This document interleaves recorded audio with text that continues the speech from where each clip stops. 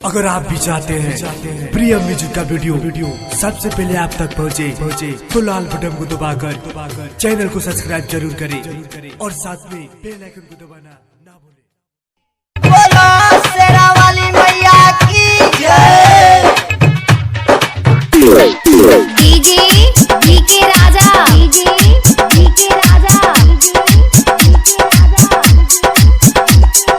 डीटी बजा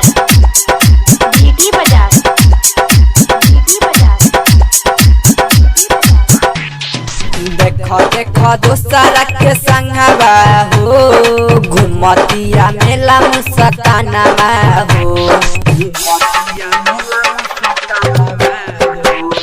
देखो देखो दोसरा के संगवा हो घुमतिया मेला मुस्कानावा हो।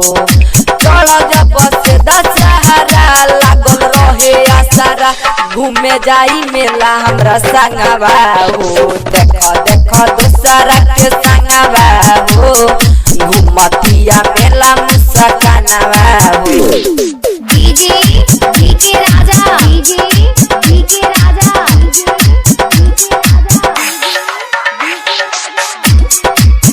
बोलो शेरा वाली मैया की जय। पहिले से प्यार करत रहे हमारा से देखो अब घुमतिया दोसर के साथ में। पहिले से प्यार करत रहे हमारा से देखो अब घुमतिया दोसर के साथ में। हमारा के ये पागलवतिया हो हमारा के ये पागलवतिया हो दोसरा के मेला घुमावतिया हो।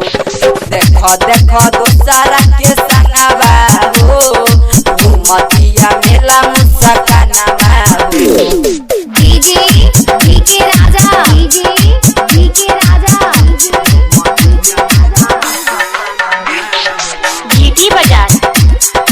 डीटी बजा बोलो बोलो शेरा वाली मैया की जय। राइटर साथी बैठल बाड़े ओकरे आसम में टाइगर में राजल के घुमता रे साथ में। राइटर साथी बैठल बाड़े ओकरे आसम में टाइगर में राजल के घुमता रे साथ में। सपुर मोजाहे दुल चुनरी चढ़ावता रे हो फैशन कहीं में नसा चुनरी चढ़ावता रे हो घुमतिया मेला मुस्कानावा हो।